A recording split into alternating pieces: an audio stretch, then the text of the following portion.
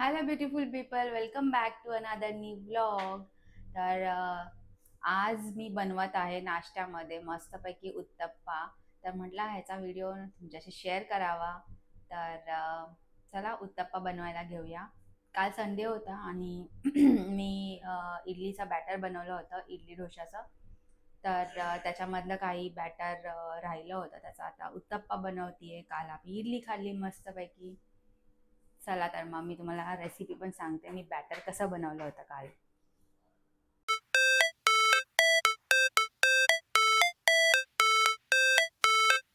मी कांदा, शिमला मिरची आणि टोमॅटो असं मस्त चिरून घेतलेला आहे. टोमॅटो चिरताना आहे ना, मी टोमॅटोच्या बिया काढून टाकते. टोमॅटोच्या बिया नाही घेत मी.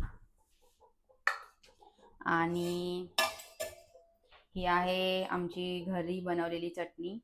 आम्ही मसाला बोलतो, लाल मसाला. तो पण आहे वरतून टाकायला. मी नाही बनवलाय, माझ्या आईने मला बनवून दिलेला आहे.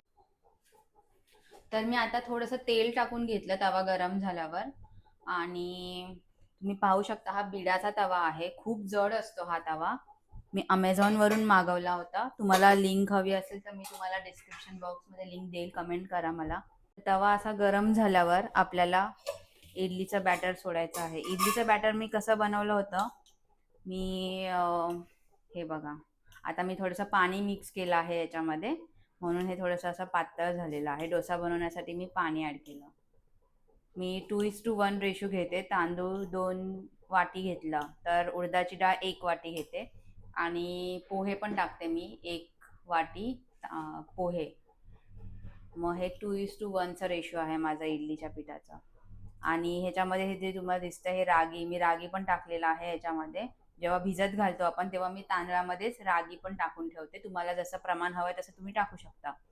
मी 1 वाटीला अर्धी वाटी असं टाकते, म्हणजे 2 वाटीला 1 वाटी रागी असं टाकलेलं आहे याच्यामध्ये. आणि मेथी दाणा पण टाकायचा 1 चमचा. तर चला मी उत्तप्पा बनवून घेते पटकन. तवा मस्त असा गरम झालेला आहे.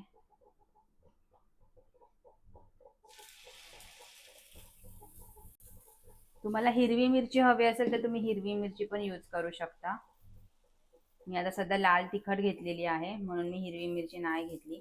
तुम्ही मस्तपैकी याच्यावरती बीट, गाजर पण खिसून टाकू शकता, ते तर खूप मस्त लागतं.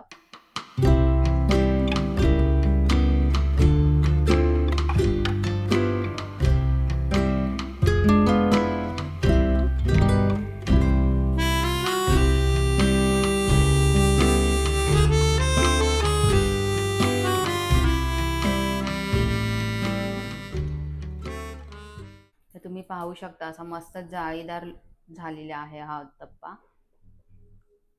आता थोड्या वेळात पलटून घेऊया. तर आता हा मस्तपैकी भाजला गेला असेल खालून, उलटूया त्याला. मस्त खरपूस भाजलेला आहे. असा प्रेस करून घ्यायचा सर्व बाजूने.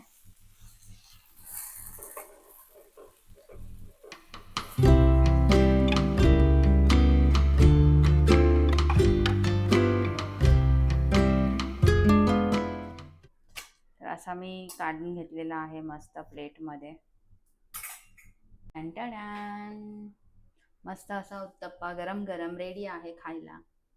तर चला आम्ही खाऊन घेतो आणि बाकीचे उत्तप्पे पण पटापट बनवून घेते.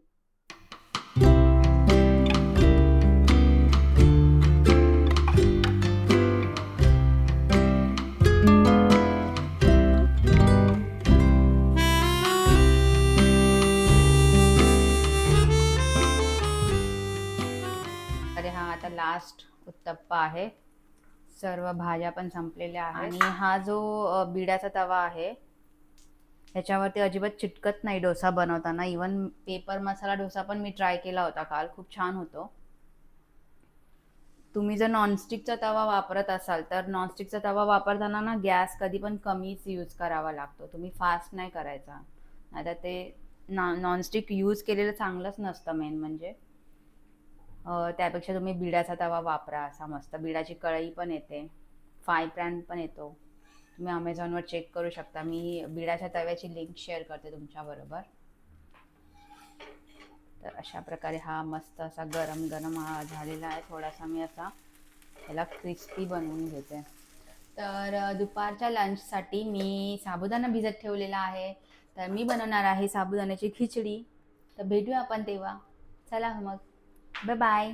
तर थोडीशी भाजी उरलेली होती, कांदा टोमॅटो आणि शिमला मिरची. तर म्हटलं एक छोटासा उत्तप्पा घेऊया बनवून, उगीच ती मग वाया जाणार.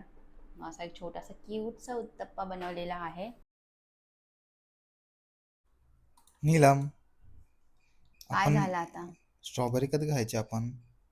अरे हा, मी काढल्याच नाहीत अजून. चल चल ओपन ना. करून बघूया. हां, ठीक आहे, चल. चला.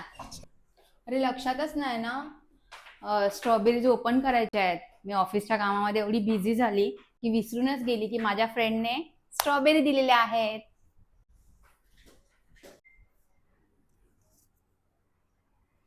असाच डब्बा ठेवून दिला होता, माझी फ्रेंड घेऊन आली आहे गावावरून. तुम्ही तिला बघितलंच असेल माझ्या दिवाळीच्या व्लॉगमध्ये, वैशाली. तिने गावावरून मला घेऊन आली आहे ही स्ट्रॉबेरी. त्यांच्या गावाला त्यांची शेती आहे स्ट्रॉबेरीची मस्त मस्त. तर ती माझ्यासाठी फ्रेश दूध उतू गेलं असतं ना. तर चला ओपन करून बघूया. खूप फ्रेश असणार आहेत. तिने मस्त अशा फ्रेश फ्रेश तोडून पॅक करून दिल्यात पूर्ण. चला ओपन करून बघूया.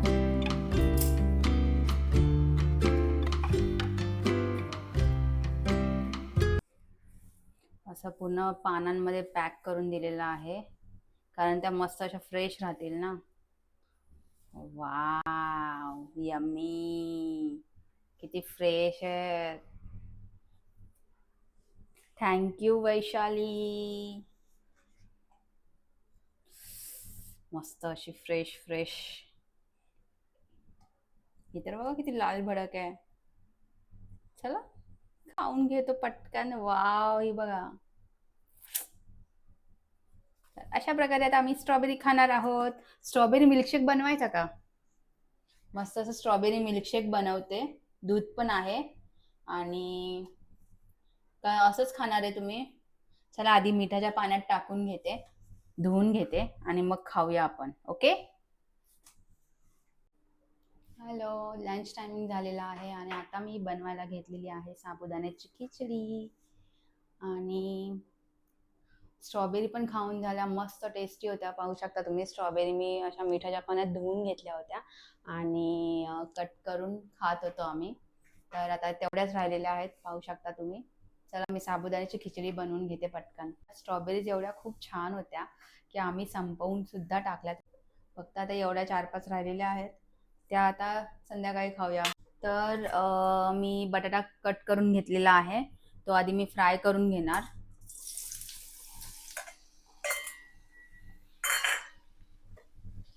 मस्त असा तेलात फ्राय करून घ्यायचा बटाटा. आणि मिरची कट करून ठेवलेली आहे. नॉनस्टिक पेक्षा तुम्ही बिडाची कढई वापरा किंवा स्टीलची कढई वापरा. ही पण कढई स्टीलची ना खूप जड आहे, अशी हेवी आहे. त्यामुळे फोडणी काय पटकन करपत वगैरे नाही. लोकांना वाटतं स्टीलची कढई वापरल्यावर फोडणी करपते, नाही, जाड बघून घ्यायची घेताना. तर साबुदाणा पण असा मस्त भिजलेला आहे, सुट्टा सुट्टा. 4 तास भिजत घातला होता मी.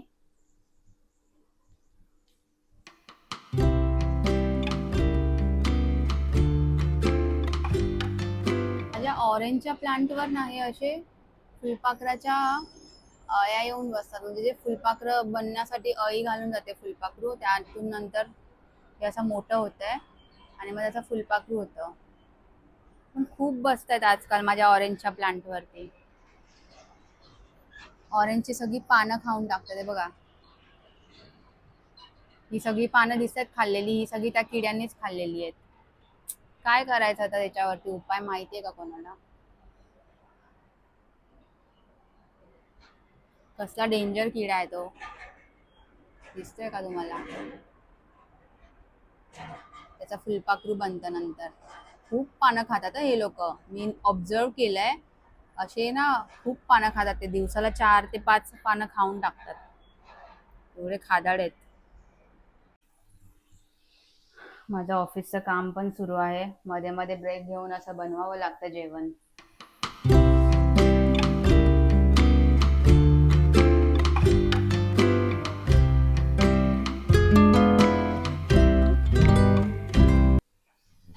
तर बटाटा फ्राय होतोय तोपर्यंत मी असं शेंगदाण्याचं कूट बनवून घेतलेलं आहे. शेंगदाणे आधी भाजून घ्यायचे आणि असं मिक्सरमध्ये बारीक करून घ्यायचे. मी आता साठवून नाही ठेवत. मी पहिली जास्त बनवून ठेवायचे आणि साठवून ठेवायचे, पण काय ना इथे वेदर असं असतं की शेंगदाण्याचं कूट पण खराब होतं, फ्रीजमध्ये ठेवायला लागतं. तर मी फ्राय झालेला बटाटा काढून घेतला अशा प्रकारे आणि आता तेलामध्ये मी डायरेक्ट मिरची टाकणार आहे.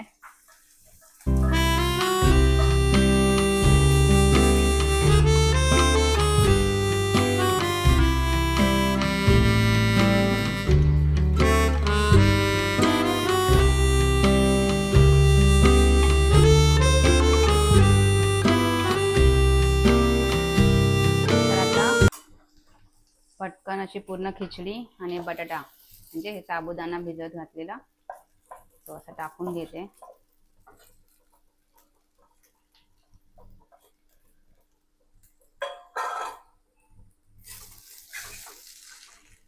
आणि असं पूर्ण हे मिक्स करून घ्यायचं.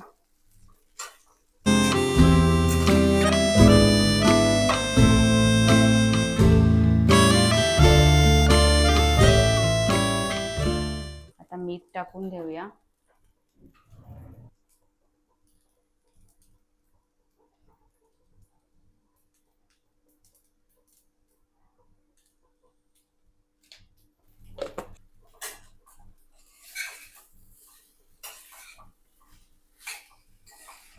तर अशा प्रकारे आता मी झाकून ठेवते खिचडी थोड्या वेळ.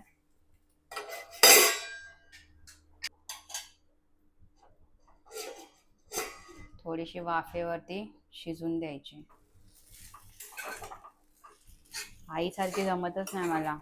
आई खूप छान खिचडी बनवते. माझी आजी पण खूप मस्त खिचडी बनवायची. आता याच्यामध्ये मी थोडंसं शेंगदाण्याचं कूट घालून घेते. कृष्णाला कमी शेंगदाण्याचं कूट लागतं, मला जास्त शेंगदाण्याचं कूट लागतं. तर आधी कृष्णाला देऊन घेते मी.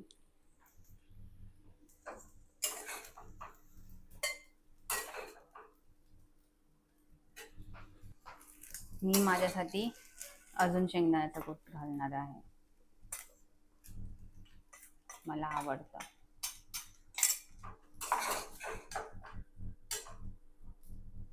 हे मस्त शेंगदाण्याचं कूट आणि बटाटा घालून त्याला मी गरम गरम खाऊन घेते.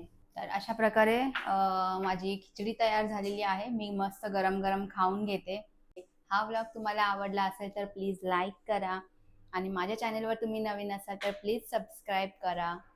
भेटूया आपण अशा एका न्यू व्लॉगमध्ये. Bye, take care.